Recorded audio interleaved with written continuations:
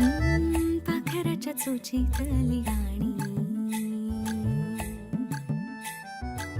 शेतामध्ये राबणारा लेक काळ्या मातीचा, रांगडा तू मर्द माझा आभाळाच्या छातीचा, वेडा पिसा छंद असा